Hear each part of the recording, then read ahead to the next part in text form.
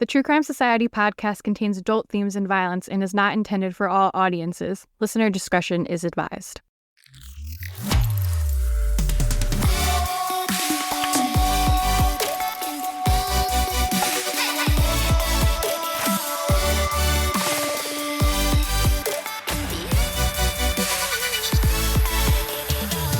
What's up, guys? Welcome to another episode of True Crime Society podcast with Stephanie and Olivia. It is Thursday, May 18th right now. I did make it back from my bachelorette party. Thank you for all of your warnings about staying away from the water. But you guys should know, since I'm a female, I'm all good. You don't need to pee in the rivers. Yeah, I actually didn't really go too near the water. I mean, I guess I did. I took a picture in front of the water, but I wasn't I couldn't fall in from where I was.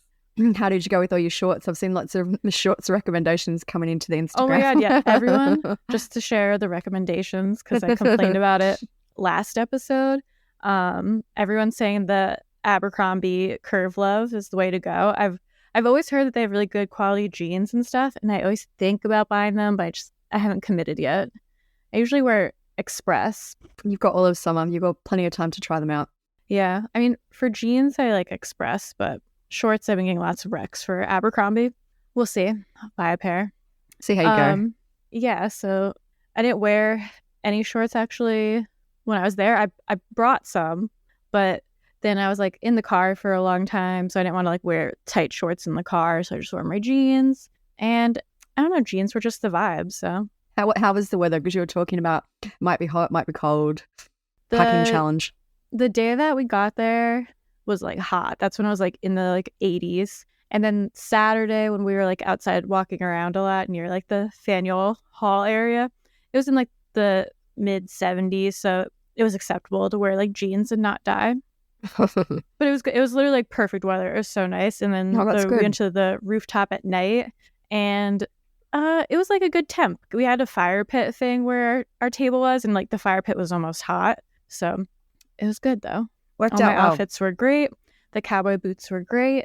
And I was so hungover Sunday. I tried to make myself throw up and I couldn't. I just wanted to friggin' die. Because we drank, Saturday, we drank all day. We took breaks, but we went to Sam Adams first. And then we walked over to Night Shift, which is another brewery. And we had some drinks food there. Then we went back to the hotel and got ready for dinner and stuff, and had some more drinks while we got ready. Then we went to dinner, and then we went to the rooftop. But I browned out a little towards the end. I remember going back and everything, but there was definitely some parts of the night where I was oh yeah, that happened, and oh yeah, that happened. You don't remember till later. You're oh yeah, it's all coming back to me now. And it's not I blacked out or totally forgot anything, but there's parts where it comes back to you a distant memory. Yeah. I remember when we got back, I wanted so bad to order Domino's because I was starving, and we were trying to order Domino's. My sister was less drunk than me and my friend. She was they don't deliver here. I just looked, but I was I don't believe you. But I was too drunk. I remember trying to type it in, and I just couldn't even fucking do it, and then I fell asleep. You probably felt better anyway for not eating it. I don't know. Maybe having food in my stomach would have helped. But yeah, it was a lot of fun, and we posted the Buy the Bride a drink thing, and a lot of people from TCS and the podcast sent me little drinks and cute messages, which was so nice. Some of the messages made me so happy I literally could have cried. Someone was thank you for bringing joy to my life, and I was what? Me That's talking so about nice. murder? I feel everyone's being extra nice at the moment. I don't know what's going on. It must be due for a turn soon, but everyone seems to have been lovely. I think Mercury just came out of retrograde or something. But don't worry, someone will call me a dumb bitch soon. So yeah, you're due bring for me back it. down to earth. Yeah. Especially with the names we got in the episode we're recording next. Yeah. But yeah, I'm very grateful for everyone. Thanks so much for that. I had a lot of fun. Probably could have used some less drinks, but always a good time. Yeah. What about you? What's been going on? Not too much, just kind of same old. It's my birthday coming up in about 10 days here. So this weekend is the start of I don't really ever do anything for my birthday, but this is a big birthday. So the start of my birthday events. So I've got a dinner tonight with some friends, and then Joe, my husband, and I are going to the city tomorrow for a night alone, which we never really ever do. So that'll be nice. Yeah, it's fun. Are you coming here like right after your birthday? Yeah, 2 days after. I can never remember. 2 days after. So my birthday's on a Monday this year, which I think Monday birthdays always suck. Oh, yeah. I was like, why can't I just be one day earlier on a Sunday? That would be a lot better. But yeah, Monday is my birthday, and then I fly out on the Wednesday morning. Nice. Very quick turnaround. But yeah, other than that, not too much else really. We're kind of in the depths of winter, so lots of, fires and jumpers. And for Mother's Day the other day, I got this amazing like wearable blanket. Ooh, so I've been wearing it to bed. It's lovely. Like a it's actually, Snuggie? well, yeah, because here they call them hoodies. I don't know. Do you have hoodies? I think there? they sell them here too. It's just basically, I think it's the same thing as a Snuggie. It's like a wearable hooded blanket. Actually, the one I have is a comfy. Oh, okay. Which is more like the sweatshirt. It's more like what you're talking about. What's a Snuggie? I think that one's more blankety, where like the comfy that I have, it's like thicker and like almost like a sweatshirt. See, mine is like on the inside, it's got like fleece, like. Yeah, the comfy I has like Sherpa on the inside. Yeah, so that's been lovely. I've been wearing that to bed. I've been very cozy and warm. Yeah. I feel like it doesn't even get that cold there. No, it's not. And when it's not that cold. And I guess it's cold for us. It's all about what you're used to. I'm just looking up now what the actual Fahrenheit is. I can never do Me neither. Off of my head. So here it's going to be a high of 70, but a low of 45 on Saturday. Oh, it's pretty cold though. Yeah, where I live is kind of in a valley, which does get colder than. Like if you drive for 5 minutes, I'll just look it up what it is. It's a lot warmer. It's 40s is definitely cold. Yeah. See, if you drive 5 minutes, the low is 52. So in the valley, it's a lot colder. Yeah, it's colder than I would have guessed. I would have guessed the lows being like mid 50s. It's a pleasant cold though. Like it's still so nice during the day, and the weather's been actually amazing. Like hardly any rain, beautiful sunny days, and warm. But yeah, a bit colder at night. Yeah, I'm actually going back to Boston this weekend. Oh, what for? I'm seeing Blink-182 on Sunday in Boston. I was thinking the other day that must be coming up soon. Yeah, back to back. It's the same as me. I was in Sydney last weekend as well. So 2 weekends in a row. Yeah, I'm going to get there and be like, bet you thought you seen the last of me. I'm back. How many nights are you staying this time? That'll be good. Just the concert's on Sunday, so we're only staying Sunday because the hotels, as soon as like it was said that the concert was going to be there, they all like tripled in price, and I was like, I was already there. Like my wedding is coming up. Yeah. I don't know. I might look at like hotels tonight on like see Saturday if there's any last minute deals, see if there's like a deal. But I checked today just to see, and like the lowest one was still $300, and so it's crazy. Well, that'll be good. Yeah, so we'll probably just go up early on Sunday, go to the places we like, and then go to the concert. Very good. Another chance to fall in the water, but are you going with Micah? Get him to stay away from the water. Oh yeah, I was sure he doesn't fall in. All right, so guess we'll go on with it. Yep. So today we are going to talk about Beau, Mann, and Kouri Richins. They are both pretty current ones. I guess Beau's been going on for a bit, but it's had a recent big update that we talked about a bit in the Gannon episode that just came out. And also fuck that episode because it ruined my life for 2 days. Like cursed, absolutely cursed. I cried editing that episode, but it all turned out okay in the end, and you got there in the end. I just want everyone to know when they listen, I suffered. I feel like sometimes there's just episodes where it all goes wrong, like either the recording doesn't work properly, and I think like the recording cut out or something like that, and it was just a whole bunch of mess. It kept going wrong. Yeah. So anyways, we talked about Beau briefly in that one, and a bunch of people are like, I don't even know that story, or I want to know all the deets. So we're going to talk about it. Olivia knows a ton about that one. So I think I said in the last episode, there's some cases that just really stick with you, and Beau's case is one of those for me. So I have followed it fairly closely. You love a mysterious, like unsolved missing person. Yeah, a missing person is my forte. I know it's bad to say, but yeah, no, I know you. Like I am interested in them as well, but with ones like Beau, or reminds me a little of David Gibson Smith. Like I just get agitated when there's no answer in the end. Yeah. That's what we're going to talk about today. I guess we'll start with Kouri, the order. We're going to talk about Kouri Richins. as well. That one is a newer one that information is coming out about, but it was very headline worthy. So I feel like it made a lot of news outlets because this is the one about a woman who wrote, her husband died, and she wrote a children's book about grief and to help kids deal with like a loss. And then turns out she murdered her husband and poisoned him. It's basically a bit of a mirror image to the dentist, Dr. James Craig, one that we did recently too, where he poisoned his wife to death and kind of pretended that he didn't. So yeah, he just didn't turn it into profit like she did. I think he would have tried if he had more than 5 minutes after she died. Yeah, she definitely immediately was like, how can I profit off of this now? All right, so we'll start with that one. This morning, a Utah widow who authored a children's book about how to cope with grief following the death of her husband is now accused of murdering him. My husband passed away unexpectedly last year. He was 39. It completely took us all by shock. Authorities arresting Kouri Richins, a mother of 3, this week and charging her with first-degree aggravated murder. Investigators say in early March of last year, Kouri poisoned her husband Eric. The 33-year-old then telling 911 she found her husband of 9 years lying unresponsive and cold to the touch at the foot of their bed, saying she had given him a Moscow Mule cocktail earlier to celebrate a business deal before falling asleep in one of their children's beds. A medical examiner later finding Eric had 5 times the lethal dosage of fentanyl in his system. According to a search warrant, Eric had told a friend just weeks earlier he suspected his wife was trying to poison him when he fell ill after a Valentine's Day date. The warrant claiming Eric broke into hives and couldn't breathe, eventually having to use his son's EpiPen and Benadryl before passing out for several hours.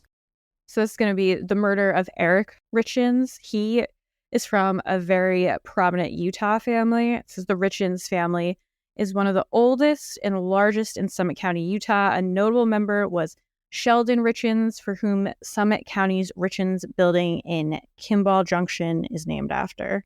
Whenever there's a commentary like that, I just automatically think of the Murdochs. Yeah, they seem like a very old money, well-known family in the area. I think it's so weird that people still talk like that as if it's some like Game of Thrones family lineage. It's like, you're in Utah. What are you talking about? I don't know. It's just weird to me. So Eric was born on May 13th, 1982. Oh, his birthday just passed. In Bountiful, Utah, to Jean and Linda Richins. He had 2 sisters named Katie and Amy. And this information about him comes from his obituary, but it gives a lot of background into his life and all that. So it says, starts off, being born into the Richins legacy shaped Eric's formative years and resulted in a lifetime of hard work, dedication, and fierce loyalty. Being the eldest was a dubious task, but he was up for the challenge and led and loved his sisters fiercely. At an early age, Eric learned the joys of keeping horses and cows around. He spent countless hours helping his dad work the ranch, hauling hay, feeding the animals, and making fences. He loved his family unconditionally and was a devoted son, brother, and uncle. Eric was a family man who always strove to be the absolute best father and husband. He was an attentive, loving father to his 3 sons, Carter, Ashton, and Weston, and a devoted husband to the love of his life and wife of 9 years, Kouri Richins. I wonder if they'll edit that now. I bet they regret that now. Eric did absolutely everything in his power to provide for his family, to provide his family with every possible opportunity to learn, grow, and have fun. Growing up, he was a serious athlete, loved all sports, whether it was watching them or playing them. He was involved in cross-country, basketball, baseball, soccer. He's also coach or assistant coach to all his boys' teams, spent countless hours coaching and teaching the boys to play aggressive and give it their all. Eric truly cared about every single child he coached and wanted the absolute best for all of them. Oh, wow, there's more. Eric was an avid outdoorsman and dedicated hunter. He was an excellent archer and marksman and had multiple trophy animals from all around the world, including Africa, Mexico, Canada, and the United States. When I read his obituary, I found it a little bit weird, insufferable, really. Yeah. It's a bit of a humble brag. Even the bit about the trophy animals. Yeah, that's why I was like, okay. Not trying to talk shit about the victim, but he's not the one who wrote it, so. I would love to know, maybe even Kouri wrote it, because Eric's mother died in 2018, I believe it is, and her obituary is quite normal. It just lists, Well, she is a writer. Like 2 paragraphs. Yeah, so I wouldn't be surprised if Kouri actually did write this, especially the bit about the Richins legacy. I feel like that was the first probably part. Come from someone outside of the family. Like, surely, maybe, I don't know. If she wrote it, then we're allowed to eye roll at it. But yeah, the Richins, I didn't say anything about it because I already commented how I thought it was weird, but that was very like ick to me.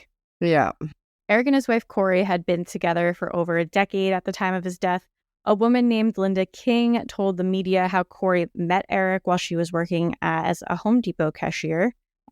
She said, "I said to go over there and check out with her, you know." So they did, and they ended up having a date. From then on, they were like glued to each other. It was perfect, I thought. On the night of March 3rd, 2022, Kouri said that they were celebrating a new home purchase. According to the probable cause document, Kouri made Eric a Moscow Mule and took it to their bedroom around 9 p.m. where he drank it while in bed. An article by KPCW also says that he had a shot of alcohol in a THC gummy. So before we move on with the story, we just want to talk a little bit about this home purchase. KPCW says the house was a $2 million purchase, but we feel like that might be wrong.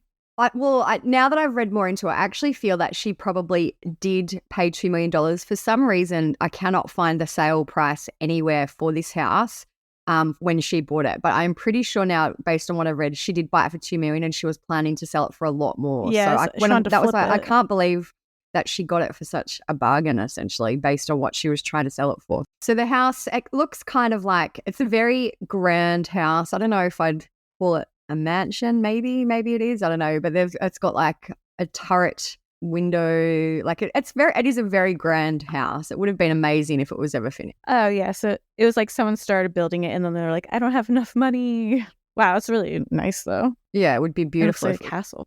I feel like this house that they bought was quite infamous in their area. There's a lot of articles about it. There's one that kind of lists the features of the house and talks about the history. It says that basically the house was initially valued at $7.6 million, has 8 bedrooms, 12 bathrooms, 2 kitchens, a swimming pool, a golf simulator, and a rock climbing wall. And then it kind of goes into who bought it, which was obviously Kouri and Eric. It says the 10-acre property was purchased by a young couple in January 2022 after spending nearly 2 years on the market. The couple had intended to finish construction and move into the home until the husband unexpectedly passed away shortly after closing the sale. Understandably, the current owner, now widowed, has been preoccupied for obvious reasons. She has relisted the house for sale at an asking price of $4.75. So that's without doing any work to the house. So she's essentially it already. Yeah. So I think she did end up selling it, or it's just been sold for, I think, $3.75. So still a very tidy profit for not doing it. I'd love to know the story of who was building this house and why they stopped building it. Yeah, well, I did read, which is kind of random, and I tried to find more information, that there was a man named Doug Roylance who was trying to build the house, and he stopped building it when there was an unattended death at the house. So I'm assuming maybe someone, I don't know, to research. Died in an accident. Like I guess it was essentially abandoned. So, but it was finished enough, I think, that you could probably live in it if you were looking to, do you know what I mean? Like if you were homeless, or if you... It's finished enough that they had a rock wall and a golf simulator. Well, I think that was going to be what was in there. I don't think that was actually in there. But even like, I'm assuming maybe someone might have been squatting in there if it was just empty for a long time. That was what my thinking about this unattended death was, but I haven't been able to find too much. If anyone local knows, tell us. Yeah, let us know. Tell us the gossip. So Kouri alleges that she went to bed that night in their children's bedroom and she woke up around 3 a.m. and headed to her own bed. At this point, she realized that Eric was cold and not breathing, and she called 911. When fire and EMS arrived, Kouri told them she'd been doing CPR on Eric, but they thought that was unlikely due to the amount of blood coming from his mouth. When they asked her where Eric's medications were, Kouri said she didn't know because the maids just put the medications in random places. Police looked at Kouri's story and her phone records. She told them initially that when she went to sleep in the children's bedroom, she left her phone plugged in next to her own bed and didn't take it with her. However, in the time between sleeping with the kids and calling 911, her phone was unlocked and locked multiple times, and there was movement recorded on the phone. Messages were also sent and received during this time period, and those were all deleted. Always a red flag. Eric was declared dead and an autopsy was conducted. The levels of fentanyl found in his system were more than 5 times the lethal dosage. The medical examiner determined that the fentanyl was illicit and not medical grade. Following an investigation of Eric's gastric fluid contents, the medical examiner determined that the fentanyl was ingested orally. It's crazy what they can tell. Yeah, I guess how it's, basically digested and where it's absorbed in the body. Like, I know like cancer patients, they have it as a patch that goes through your skin. Yeah. Police seized Kouri's phone and computers from the house for investigation. Once they downloaded her data, they found communication between her and a person listed in the probable cause documents as CL. CL has a police record, multiple counts of possession of a controlled substance with intent to distribute, etc. So we can assume they are some type of drug dealer. When detectives interviewed CL, they were told that Kouri contacted them at some point between December 2021 and February 2022 to ask for some prescription pain medication. Kouri said the medication was for an investor with a back injury. CL gave Kouri some hydrocodone pills a few days later, and Kouri told CL to leave the pills at a house that she was flipping, and she owned this property at that time. Kouri contacted CL a few weeks later and said her investor wanted something stronger, some of that Michael Jackson stuff. Kouri specifically asked for fentanyl. CL contacted a dealer and managed to get 15 to 30 fentanyl pills, which Kouri paid $900 for on February 11th, 2022. I feel like someone's asking for fentanyl pills, like, off the market, like, just call 911 immediately. On Valentine's Day of that year, February 14th, Eric and Kouri had dinner at their home. Shortly after their dinner, Eric became very sick. He told a friend that he thought Kouri was trying to poison him. He broke out in hives and couldn't breathe. He passed out and had to use his son's EpiPen and take Benadryl. Kouri got another $900 worth of pills from CL around 2 weeks later. These pills were left at a home she owned around February 26th, and Eric died from a fentanyl overdose on March 4th, 2022. So just a few days later. After Eric died, police interviewed his family. One of his sisters told police about an incident that occurred while he was on vacation in Greece a few years earlier. Kouri had given him a drink that made him violently ill. Eric told his sisters that he believed Kouri had tried to kill him. So this is 2 failed attempts already.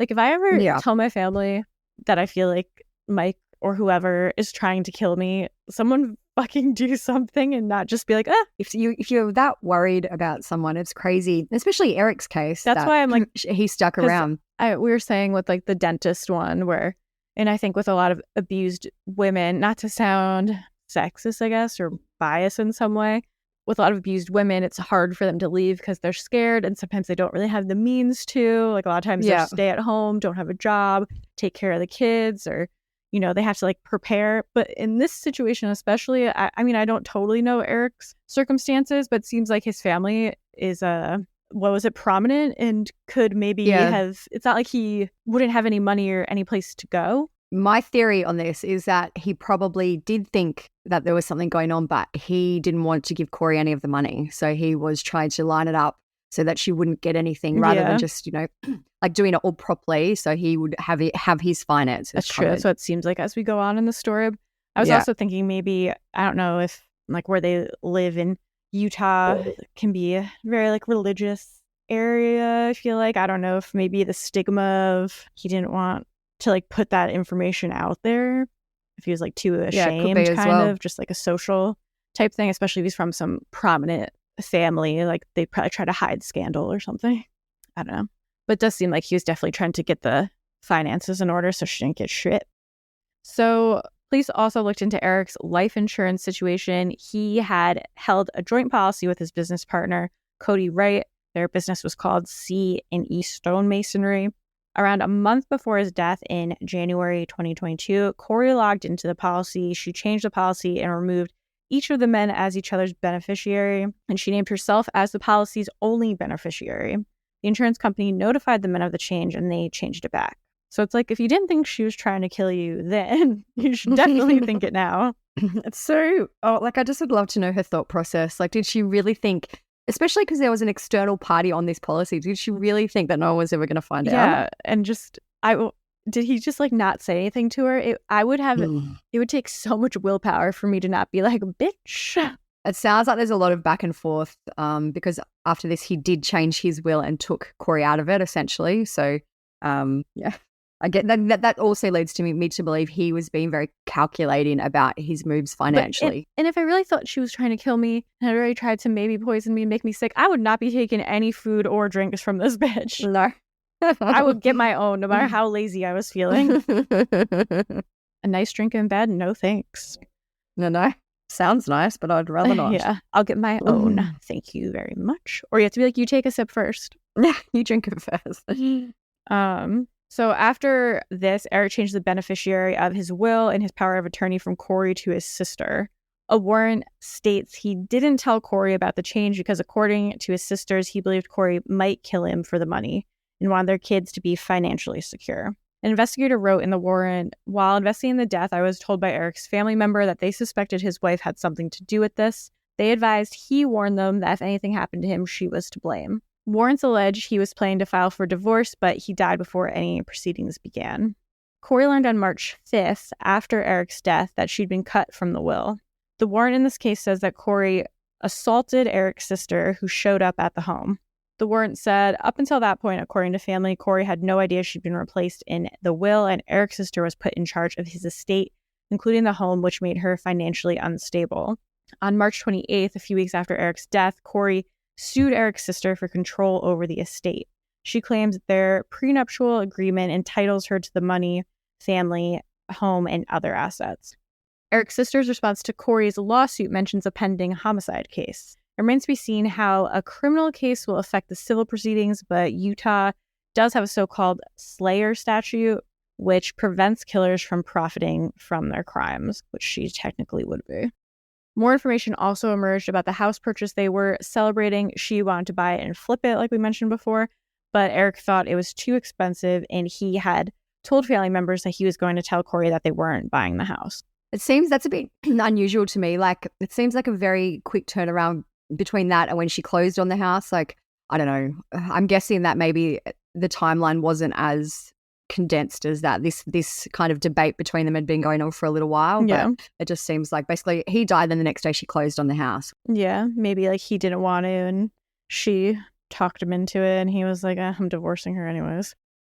In March 2023, Kouri, so this is, just to be clear, this is a year later March, because when I read it the first time, I was like, damn, she banged out a book in a month. So in March 2023, Kouri published a children's book about grief titled Are You With Me? She set up an interview with news agency KPCW to promote the book, which she said was designed to offer comfort and solace to young minds. Eric can be seen on the cover with angel wings and a halo watching over their youngest child while they grow up. She told KPCW in April that Are You With Me was inspired by her own kids. She said, is Dad with us? Because they're going through the sadness of knowing he's not here presently. During the interview, she disclosed plans to publish sequels.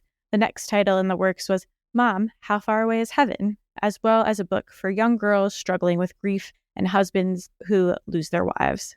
I don't know how she could even be an expert for a husband who's lost a wife. Fair enough, a wife that lost a husband. I don't really think she's qualified to write a book for husbands. That's why, and like, is it going to be another picture book? Because I can't see the husbands wanting to read that. There's also, she was posting about in Facebook groups. There's a Facebook group called Children's Picture Book Writers and Illustrators. And she put a picture of the cover of the book. It says, hey, everyone, please delete if not allowed. I lost my husband unexpectedly last year, and we have 3 amazing young boys. As I was trying to find books for my kids that would help comfort them at nights, I really couldn't find anything, so I wrote my own, and it just came out this week on Amazon. Search Are You With Me by Kouri Richins. If anyone has young kids or knows someone that has lost a parent or a loved one, I hope this book brings them a little comfort and peace. Heart, heart. On Friday, May 5th, Kouri made the following Facebook post. It's a photo of them together at a football game, and she wrote, life is just so damn hard without you here. The cards I have been dealt seems like a game that just can't be played. Hashtag please come home, Eric. It's just funny, the timing. Like, it was literally, she obviously, I think, knew that this might have all been happening and was about to happen to her. So this was like a last ditch thing. And because when I looked at her Facebook, the post has been taken down, but there was nothing else. Like, her Facebook was really closed up, but she made this post public for, I'm guessing, PR purposes. Yeah, like she would never do that. On On Monday, May 8th, 2023, Kouri was arrested and charged with 1 first-degree felony count of aggravated murder, as well as 3 second-degree felony counts of possession with intent to distribute a controlled substance. Judge Richard Mrazek has scheduled a detention hearing for May 19th. And so tomorrow. Oh, yes. Yeah, we might have to put a clip. Sorry to keep interrupting, but we might have to put a clip in if something happens with it. But it seems like this is going to be a slow-moving case. It's only guess it's only been 2 weeks, but yeah, she's due in court tomorrow apparently. So we will update if anything comes of that. Yeah, we'll put a clip or something, but I feel like probably nothing major will happen, but we'll see. And Kouri's book is no longer being sold on Amazon. I did look it up before they pulled it. It did get quite good reviews, but I feel essentially I don't know. I don't want to upset anyone, but I feel like a book like that anyone could write if they were living that experience. Like, it was a picture book. I was just going to say, someone swoop in and take that place now. Like, it's not like she wrote a novel on grief. It was probably a few hundred words max. Like and she essentially did have experience with that because her children were living that. Yeah, no, I agree. I think it's a good idea, especially if there's not a ton out there. Like, it would be nice to have a book about that. So yeah, like someone out there who has connections to children's book publishing, get on that and take that spot. There has been, so when I had looked just to make sure there was no kind of updates, there is a new article out today that does speak about the money issues that they were kind of having. It says they got married in 2013, but by 2016, she was allegedly stealing money from Eric and borrowing large sums on his credit cards.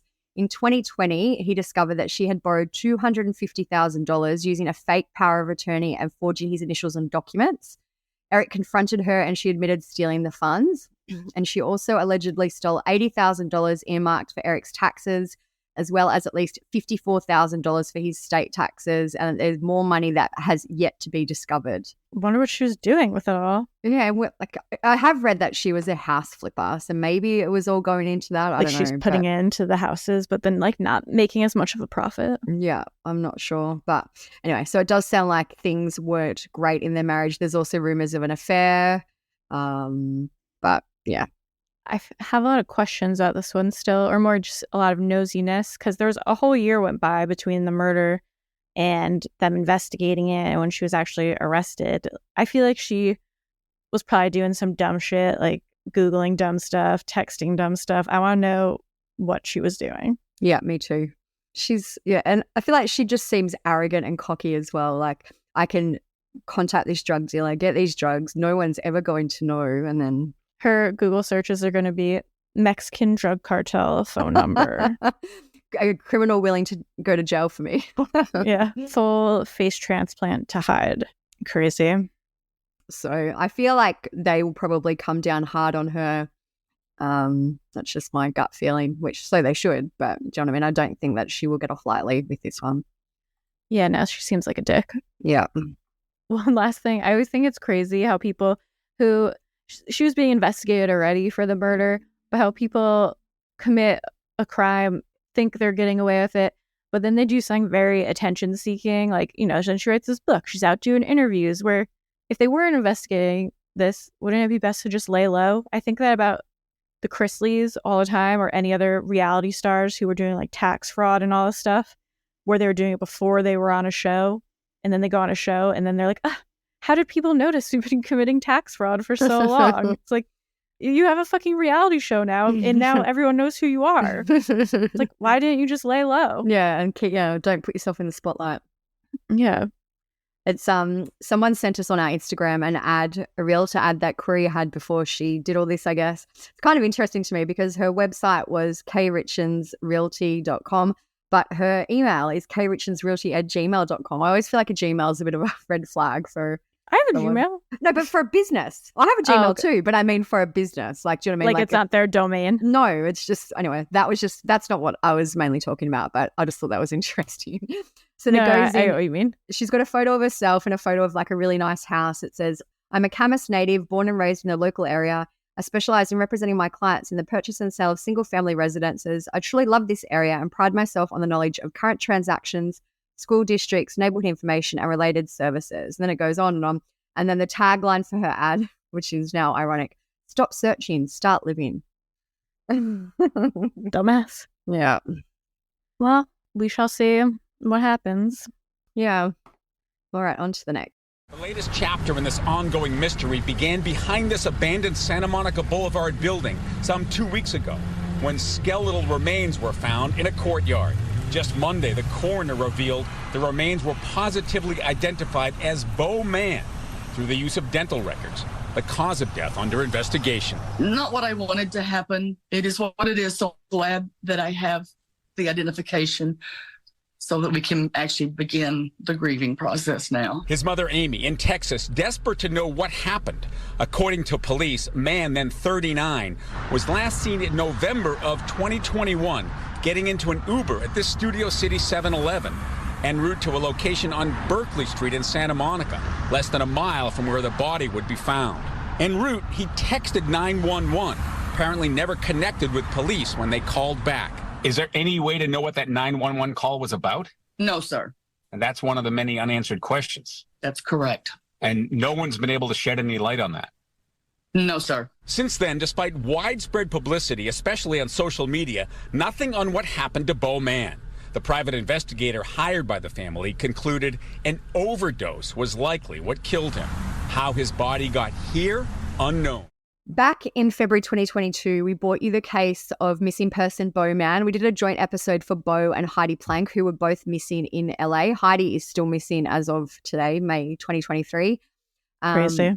Yeah. Beau was last seen in November, just as a recap, Beau was last seen in November 2021 in LA. He apparently sent a 911 text while in an Uber and he was never seen again. At the time that we reported, there was actually very little information. I remember that's why we had to do a joint episode because there just wasn't enough out there that we could, we could report on for Beau. There was a few articles and we kind of tried to gather what we could. But over the past year, there's a lot more information that has come out. Beau's remains were found in LA on April 25th, 2023. So just under a month ago, they were found. So we'll run through what we've learned since our first episode for Beau. So kind of as an update to his case. Just as a quick refresher, if you remember, Beau founded the app Sober Grid, which is kind of like Facebook essentially for people who struggle with their sobriety. So you can log on, find someone in the area close to you, basically it's just a tool that can help people to stay sober. We know that in the past, and we knew this at the time, that Beau had struggled with addiction. We did think that Beau was in recovery, I guess, and that he was doing well and he was sober. The Vanished podcast, though, did a big 4-part episode on Beau recently, and they interviewed a lot of his friends and family. I know you sent me some stuff that you'd read on Reddit as well, where people who knew Beau at the time have come out. And it's basically emerged that Beau was likely struggling with his sobriety at the time. According to that podcast, Beau had 11 phone numbers at one point, which you don't really need 11 phone numbers unless you've got something maybe a bit dodgy going on, or do you know what I mean? I've had one phone number forever, maybe two, and I just can't remember. But I've had this number that I have now since high school. Yeah. So that I feel like that indicates that he was possibly leading a secret life, which has come out, and I also know that at the time people thought Beau might have, now I know anyway, that people thought Beau might have relapsed and they didn't want to put kind of all his dirty laundry out there. But now that they know that he isn't coming back, a lot more has come out about what is likely happened to him. Yeah. So a man named James Terry was hired by Beau's family to look into the case. And this information about Beau's situation at the time is from him. It says, according to James, Beau's lifestyle was at best an open secret and more realistically just something people knew even if they didn't talk about it. He said that Beau had continued to use drugs despite claims that he had kicked the habit. There is evidence that a known drug dealer visited Beau's home in the days before he went missing, and that Beau's behavior on the day he disappeared is indicative of his habits while using drugs. So we know that Beau got in the Uber on the day that he vanished. We now know that he also probably made several stops. There's a really comprehensive timeline from the Mercury News that I've kind of used as a basis for a timeline for the day that he vanished. On November 30, 2021, Beau spent the morning in Brentwood where he lived. He told his partner Jason, who lived in another state, that his car hasn't been working or wasn't working and that he'd been using Uber to get around. So Beau's Uber and Durbat card activity put him at locations on Skid Row. So I'm pretty sure everyone is familiar what Skid Row is, but it's an area of LA with a lot of crime, drugs, homelessness. So I guess what reason would he need to be there? I guess now we can surmise he was probably there for a drug-related reason. He also went to a location in North Hollywood. I believe the North Hollywood location was a massage parlor. I don't know too much more about that. Again, this is just kind of seems like unusual behavior for Beau. At around 2 p.m., Beau got in the Uber that took him to the 7-Eleven in Studio City. So we spoke about this in the last episode. He was seen with his bag and it had, I think, laptop, and he, everything spilled out. Like it was almost like he was a little bit frantic at the time. He was seen on CCTV there. He bought a drink and some ice, which people also question is weird. Like where was he taking the bag of ice? And there's been a few questions about that. Yeah, and where did it go? Well, I have heard that his mother said apparently he really liked ice in all his drinks and the ice thing in his apartment wasn't working. But anyway, I don't know. It's just a weird detail. So he left the store at around 2:06 p.m. James Terry spoke about Beau's behavior and those purchases. He said he had some paranoia when he did drugs. He would buy massive amounts of cleaning supplies. You go to 7-Eleven, what are we going to get? Gas, cigarettes, we might get snacks. But Beau was buying cleaning supplies and wipes, which we didn't know that before. And that was indicative of his history of being paranoid when he was on drugs. So I believe it was in The Vanished, they mentioned that the drug that Beau used most often was meth. And when he was on meth, he would believe that basically the only way to get any traces of it off him was to be wet. So he would shower clothed, he would turn taps on in the apartment. He said that apartments had been flooded in the past just based on this kind of behavior that he exhibited when he was on meth.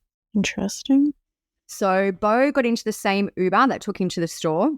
At 2:19 p.m., the 911 text was sent from Beau's phone. A Santa Monica police spokesperson said at the time that the text was gibberish, which it actually wasn't. It was coherent, but it just had no context. It didn't make sense. Yeah, so the text I've read. There's two options for what I've read the text said. One is, I am taking a trip with Uber Grey. And the other one said, just take, it's just basically plus or minus a few words. But the concept of the text was that he was in a grey Uber. 911 operators tried twice to contact Beau, but there was no response. The Uber driver said that he let Beau out of the car at 2:35 p.m., so around 15 minutes after he got in it, on Berkeley Street in Santa Monica. So when we first recorded, it had been reported that the Uber driver said he dropped Beau at his home. Beau's mother, we know, looked through CCTV of Beau's neighborhood and he was never seen returning. So that all seemed kind of mysterious. But now it makes sense that he wasn't seen there because he was actually dropped off in Santa Monica. I was wondering if he maybe told the Uber driver this was his home. Like, yeah, I'm just going home now. Like, I don't know, maybe they had a conversation about it. That could be an explanation for it. Or I don't know. We never know. The Uber driver might end up being involved, but I thought that could be a reason for why it was initially reported that way. Yeah. So the person who lived at or near the address where Beau was dropped off is a woman named Joanna Good. As more information began to emerge that this was Beau's final destination, people started to look into this woman. She had a very big online presence. She ran I think it's a Scarface Facebook group that had 90,000 members. Like, she's got a very, her Facebook is wide open. It still is there if you want to go and have a look. But she must have got a wind that people were looking for her. And she joined a Facebook group started for Beau, and she started posting in there. The post is still up. She wrote, "What would you like to know? His current status or what happened on that day? Was I a witness to where I'm keeping the body?" And someone wrote, "This is a missing persons case. Who said anything about a body?" And she said, "I did." And then she goes on and talks about people are questioning her character. She said, "Understand my character now, heartless and pathetic." So she was basically going back and forth, maybe taunting these people in the group a little bit. But she said before, just never a good look. Yeah. So I think she was trying to be facetious in terms of, the body thing and all that. And she basically denied ever knowing Beau and ever having anything to do with Beau. So interestingly and kind of frustratingly, Joanna died this year in January 2023 at age 53, so very young. She had spoke openly in the past about her own struggles with addiction. Her cause of death is pending with the Los Angeles Medical Examiner. I know a lot of people are like, "That's so weird. What's the hold up?" It's actually not that weird for LA. They are very, very, very backlogged, 6 months minimum. There's some that we haven't seen returned from 2022, some death. So I feel like that's just a standard investigation. Yeah. There is a gym near Joanna's house that Beau had also been known to use, and it's kind of speculated that that is another reason why he may have been in the area. I personally don't think so. I think Joe is a key to this. So on April 25th this year, a homeless person... Yeah, he's not getting... Sorry. He's not getting a bag of ice and going to the gym. Yeah, exactly. And not taking all his, computers. I think that the gym was just coincidence on this day. Yeah. So on April 25th this year, 2023, a homeless person apparently lifted up a mat on an abandoned property and discovered human remains. So this property is 0.2 miles from Joe Good's house, where he was allegedly dropped off in the Uber. There's a map online on the blog. You can have a look and see the distance. Very, very close. Initial reports did say that Beau was found in Joe's yard, but I don't think that's true. I do think it was just, a little while away from her house. So the remains were initially listed as a John Doe in the medical examiner system. Beau had to be identified by dental records, which I think gives you an idea as to how long he'd probably been there. Shockingly, the medical examiner seems to have made the record public and searchable as being Beau Mann before his family were informed. They did make a press release, and it said, on April 25th, 2023, the Santa Monica Police Department received information that human remains were found in the courtyard of an abandoned property in the 2900 block of Santa Monica Boulevard. The LA County coroner took possession of the remains and are currently working to determine the cause of death. The coroner positively identified those remains on May 6 as Beau Mann. Beau was last seen on November 30, and it just goes into if anyone has any information to contact police. Someone online went to the area and took photos of where Beau was found. It's kind of like a boarded up, looks like maybe what would have been a house at one point, or like a set of small apartments. It just looks like a friggin' dump. Yeah. There is another thing I like, and I think a lot of it is speculation. Like I did see another photo online, like this is exactly where it was found. We don't know. Like I can't see a mat there, so I'm assuming the mat was hopefully taken for examination. But there's some rubbish, some trash, lots of graffiti. Everything's boarded up. It just looks like a shitty like back alley type thing. So many people have said basically, how did no one smell anything, which I know is a bit graphic, but it's in a residential area surrounded by houses, surrounded by $1 million houses as well. Like this is just one. I think that what the plan is to knock this eventually down and build apartments there. But a local who is in the area said that it always smells bad around there because I guess people dump their trash and maybe it's used as a toilet. Do you know what I mean? Like it's a lot of bad smells. And if he was covered by this mat, for example, that would have masked a lot of the real, like a lot of the smell. Yeah. I also want to know, like, what kind of mat? Was it buried at all? Is it a heavy mat? Is it a doormat? What is a mat? It doesn't sound like, from what I have read, it doesn't sound like he was buried. I feel like he was just left there, or he... Is it maybe like a tarp? Yeah, maybe. For me, I feel like heavy, something heavier. It was like a heavy gym mat, like that could cover the smell probably. Yeah. So that is kind of it for what we know in terms of what happened to Beau. Essentially, we don't really know much more. We just know now that he has passed away. His cause of death is still pending with the medical examiner too. I wonder if they will even be able to determine how he died. If it was drug related, can they still determine that? Maybe, I don't know. But we will update you once we do hear. I just wanted to touch on some theories now that we know that Beau is deceased. A lot of people seem to think that the Uber driver could have done something. I thought early on they said that he wasn't involved, unless I'm thinking of a different one. I feel like the police have said that they spoke to him, but I also feel like the police have done a pretty shitty job on this. So a lot of people have questioned I think it was in The Vanished. There's been a few podcasts on Beau, but I think it was in The Vanished where they said basically the Uber driver, after he picked up Beau, went and was seen cleaning out his Uber, which I don't think is particularly unusual.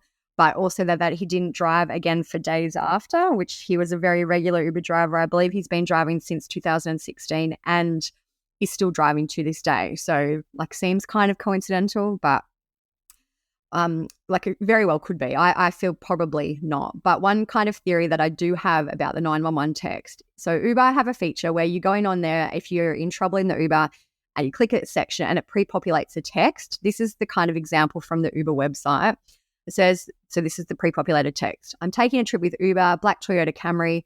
My current location is blah, blah, blah, Los Angeles. My intended destination is One World Way, Los Angeles. My emergency is. So then you'd write, the Uber driver's drunk or whatever the emergency. Yeah, whatever the emergency is. So my thinking is because Beau's text contained a part of that. It was, I am taking a trip with Uber, great, and that was it. So I am thinking that Beau may have accidentally got into that section somehow and was trying to delete the text and delete, and he's accidentally sent it, which would the worst. Would make sense, especially if he was high, as people are now saying that he likely was. So I feel like that could be an explanation for that, and also why he didn't answer the 2 911 calls, that were called back to him. Yeah, that the panic that you feel when you accidentally send or call when you're not supposed to. So I do feel like if Beau was really in trouble, even he could have just written my emergencies, help, or do you know what I mean? I feel like it shows that he was trying to not waste time deleting half the message. Edit or delete the message. So I feel like that could be an explanation for that text. I do think Beau was going to see Joe on the day he vanished. I do think it was probably for a drug-related reason. They did have mutual social media friends. My initial thought is that Beau probably overdosed at Joe's house and was dumped in the courtyard of that property. James Terry, who we mentioned earlier, who's been hired by the family, also believes that this is likely what happened. He said, I don't think after that Uber ride, Mann was alive for more than another hour. And now how he died, I don't know, but I'm going to bet they're going to figure out now that you have the body. I think he went into that house. I think he met with Joe Good, and I think he expired in that house with an overdose. So apparently, which I don't really quite understand this and what they're insinuating, but it says a water heater was apparently replaced in Joe's house around 6 months after Beau vanished. And James Terry said, the water heater is interesting to me because I talked to a lot of other detectives and they said if there's a smell in the house and they've ever called a plumbing company out and people think it's a broken water heater, but why would Joe be calling about have the body a smell? Do you know what I mean? Like if she, I don't know. I just feel like that's a weird. Maybe other people lived in the house or something. Like it was a shared. And that's the other thing. Like I have seen the house listing online. It looks like it is just a house, but then there's other things that say it was an apartment. So maybe it was kind of split into apartments. So maybe it's something to do with that. But also, would she have kept his body there that long? And do you know what? Maybe. And the thing is too, it's a very small. If the house that I'm looking at is her house, which I think it is.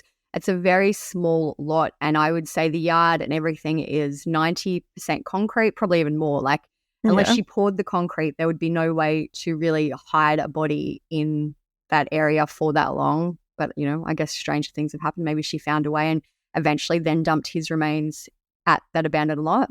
I wonder if there's cameras in the area, even though probably it's too far gone now. But I just looked how far of a walk that would be. It's estimated to be a 4-minute walk. So I'm like, how could she have gotten his body there? I was wondering if maybe they did drugs at her house, then he left, wandered off, and tried, maybe was kind of freaking out or something happened or felt like he was overdosing and hid in this weird little nook area, and then ended up passing away because it's not it's like a city-ish area.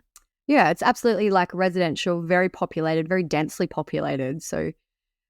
And maybe that's why she feels smug being I had nothing to do with it. Yeah, and I guess, you know what, if he was alive when he left her house, that's kind of she maybe might true. Not know what might not happened. Have known. So as we mentioned, Beau did have a backpack with him at the 7-Eleven. I think it had his phone, it had his laptops, all that stuff in it. James Terry thinks that the fact the backpack was not found with Beau indicates that his body was disturbed before police were called. He said, I believe that backpack and that computer hold the key to what happened to him right after he died. If that backpack and computer were in Joe Good's house, or if she had sold them or pawned them, there may be someone that knew Joe Good didn't even realize any of this, that knew Joe Good that didn't even realize any of this happened. He said, no one has found that computer, and I think that's the key. Someone in Santa Monica might have that computer and might not even realize that it belongs to this urban legend, and I think that breaks this case wide open. But I also personally think I'm not surprised that if he did have that backpack and he did die in that courtyard, that someone just took it. It's wide out there. If someone came across a backpack filled with, expensive stuff, I'm not surprised that it would have been taken. Even though it's a little slummy spot, clearly people go to it because there's trash and graffiti and stuff there. And maybe because people could be like, well, why wasn't it under the mat with him? Why wouldn't anyone see the body? Maybe he felt like he was overdosing, took off the backpack and then was pacing around or went and crouched over in a different spot, or maybe he just left the backpack at her house, and I don't know. And the other thing, it's not a smoking gun too, is that I know that just after Beau was in the Uber, I feel like in the next hour or so some attempts were made to access his bank accounts, and that the account was locked because whoever was trying to access them online didn't use the right password or PIN code. So that kind of might go along with this backpack being left unattended and someone trying to get in and get money from him. Yeah. I know that apparently he had some kind of shady friends who he would give money to, and sometimes they had access to his account. So that could also explain it. But it is interesting timing considering he was never seen again. Yeah, very mysterious. So yeah, I do think the two most likely are that he either overdosed at Joe's and she somehow dumped him there, or kept him at her house until she could remove his remains when they were kind of easier to move, to not be so graphic, or that he wandered from her house and died from an overdose. Yeah. I know I've read that Beau's fiance thinks he may have been lured there for like murder. I just feel like Beau was in Why? Yeah. And like is someone really going to murder someone for a laptop, I guess, maybe. But and lure them to their house to murder them in their wouldn't house? You lure them to somewhere random where it's not going to be, I don't know. Like, I just feel like Beau doesn't sound like was in a very good place at the time, wasn't making rational decisions, and he was just in a low place. So I feel like it was likely to be drug-related, his death. Yeah, and just what would someone even get from murdering him? So anyway, a very sad outcome, not probably an unexpected outcome, sadly, but now, especially now that we've learned a lot more about Beau and what was going on.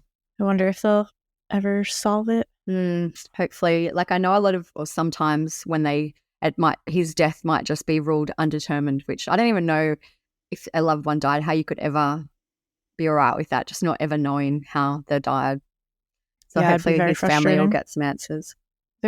Will they even be able to tell us cause of death or anything? It depends on what it is. Like, if he was shot, maybe, because they might be, but if it's drug related, I don't Probably know, not. maybe. Like, I feel sometimes not, especially if it sounds like his remains were skeletal. Yeah, like if there's no tissue. I don't know. And I do think that Beau likely died that day or very soon after. I don't think that, like, I feel like he's been dead since November 30, 2021.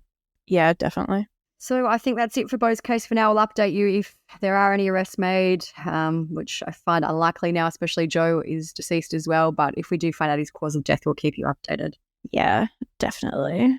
All right, so that is it for this episode. These two stories. If there's any updates on either of them, we'll put in some sort of clip. I don't know if there will be. I feel like for Beau there won't be. Maybe for Kouri, but probably nothing major. And then always you can follow us on Instagram. We post updates there all the time as well. Our username is True Crime Society. We'll have a blog on this episode at truecrimesocietyblog.com. If you're listening on Spotify, make sure you're following us and you could answer whatever little questions we have on there. And whatever platform you're listening on, make sure you're following, subscribed, reviewing, all those things. You know the drill. Share with your friends. But that's it. We got another episode to record, so wrap this on up. Thank you guys for listening. Stay safe out there. Peace out. See ya.